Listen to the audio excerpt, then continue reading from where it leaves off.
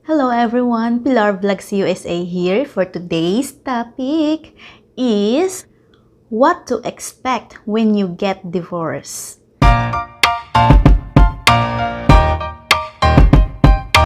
Kasi guys, ako ay diborsyada. Diborsyada ako last 2015. Sa mga hindi pa nakakaalam dyan, sa mga hindi pa nakakaalam, ako po ay divorsyadang tao, divorsyadang babae. So, ano nga ba yung mga nararamdaman ko noong na-divorce ako ng aking ex-husband?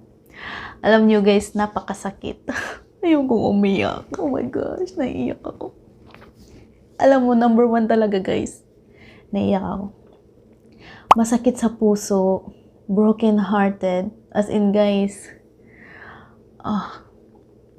kasi 'di ba mahal na mahal mo yung tao tapos dinivorce ka lang ng ganun-ganun na lang. Alam yung feeling na siya lang yung mundo mo, siya lang yung akala mo forever na kayo, tapos hindi pala.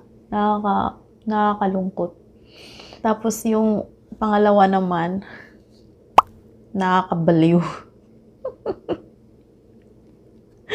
Guys, nakakabaliw isipin.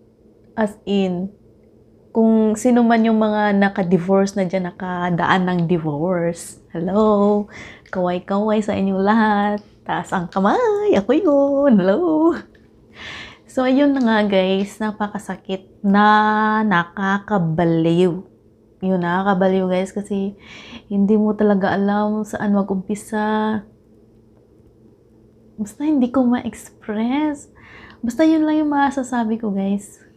Nakakabaliw kapag na-divorce ka ng iyong akala mo yung forever mo, akala mo yung makasama mo habang buhay, nanumpa kayo sa Panginoon, sa simbahan, na nung kinasal kayo na for better and for worse, till death do us part. Oh my gosh, naiyak pa naman ako nung part na yan nung nagsumpa-sumpaan kami doon sa simbahan.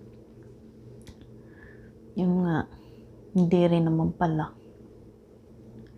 Tapos yung sunod naman, yung feeling ko talaga, ang dami kong takot. Hindi ko alam kung saan ako pupunta. Ang dami kong takot kung paano na ako. Kasi guys, dito ako sa Amerika. Wala akong pamilya. Ang pamilya ko nasa Pilipinas lahat. So pumunta ako dito sa Amerika para lang sa aking ex-husband. Ang sakit sa puso. Kasi 'di ba, akala mo ay siya ang magprotekta sa'yo, sa kanya ka palagi, yung sa kanya ka forever. Kaso, wala eh. Diba? Ang sakit nun. Tapos, ikaw lang mag-isa dito sa Amerika. Paano ka na? Saan ka natitira? Hello? This is America and you came from Philippines. How? How? So, kailangan mong gumawa ng paraan para sa sarili mo. Para sa sarili ko. Ay, ang dami kong pinagdaanan noon. Grabe. Grabe guys, nakakabaliw, nakakatakot. Hindi mo alam talaga. Grabe talaga. Yun lang talaga yung masang grabe. Tapos yun, sunod. Iyak ako ng iyak guys. Kasi nakakaiyak. Maga na yung mga mata ko noon. Pulang-pula. Pulang-pula yung mata ko. Ang ganda ko ngayon. Ay, ang ganda naman ng ilaw ko, yellow. Guys, iyak na iyak ako noong dinivorce ako. Grabe. Kasi, di ba, mahal na mahal mo yung tao, tapos iniwan ka, dinivorce ka na lang ng basta-basta. Di ka ba mababaliw nun? Di ka ba mag-alala? Siyempre ako nag-alala talaga ako. Kasi alien ako dito eh. Na-denied pa yung green card ko. Di ba, bongga?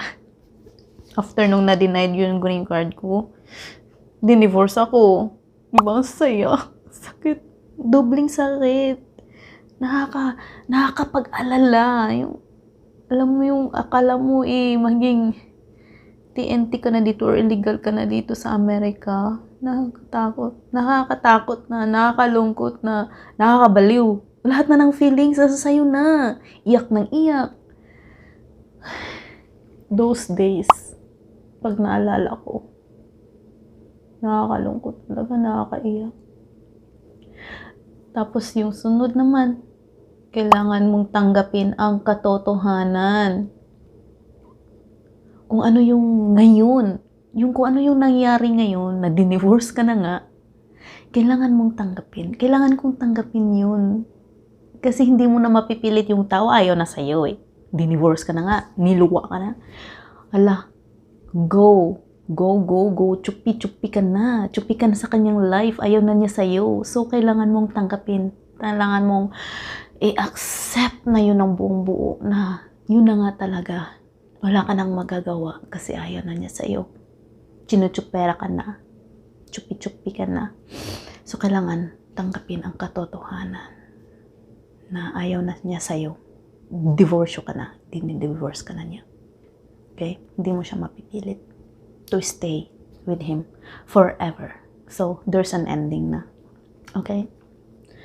Ay, tapos yun namang sumunod. Mag-move on. Mag-move on na. Kasi inayawan ka na, di ba? Huwag mo nang isiksik ang sarili mo. Hindi ko na siniksik yung sarili ko. Tinanggap ko na, oo. Dinivorce ako. Ang lungkot, ang sakit sa puso, iyak na iyak, lahat na ng mga problema sa buong mundo. Pasan ko na noon dati, 2015 yun. Ayun, so kailangan kong mag-move on. Kasi hindi naman katapusan ng buhay ko siguro, di ba? Na dinivorce ako ng dati kong asawa. Kasi nga, guys, kailangan nating mag-move on kasi maiksi lang ang buhay. Tapos, ano ba yan? Naisipan ko bang magpakamatay dati? I think so, yeah. Yeah, noong mag-asawa pa kami, noong problema pa, yeah, I tried. Promise. Yung mag-ano-ano ng dito sa puso, yung chuk-chuk ng kutsilyo, yung ganun. Nag-try ako mag-ganun, pero ang sakit pala. Pero buti lang hindi nasugatan. Pero nag-try talaga ako, pero hindi ko kaya kasi ang sakit nun, nakakangilo. Ngilo kayo, guys. So, yun, mag-move on. Kasi ayaw na niya sa'yo. Diba, mas maiksi lang ang buhay. So, mayroon pang taong nakalaan para sa'yo. Yung taong tatanggapin ka kung sino ka man. Tatanggapin ka kung may toyo ka man. Tatanggapin niya kung anong meron ka. Tatanggapin niya yung ugali mo. Tatanggapin at re-respetuhin ka niya. Tatanggapin ka niya kung ano yung mga ayaw mo. Kung ayaw mo yung mga gusto mo. Siyempre yung gusto mo, di ba? Palagi yun nandyan. Ano yung ayaw mo. Tsaka, basta accept ka niya kahit sino ka man. Maging sino ka man, tatanggapin kita. Ganon. May nakalaan pa para sa iyo, para sa atin. Tayong mga naging, ano ba yun tawag dun? Mga naging, yung nitsupwera. Yung initsupwera, yung mga dinivorsyada, yung mga iniwan. yung mga chupi-chupi. May mga nakalaan pa talaga para talaga sa atin. So, hindi sila perfect para sa atin. Hindi sila worth it sa ating love.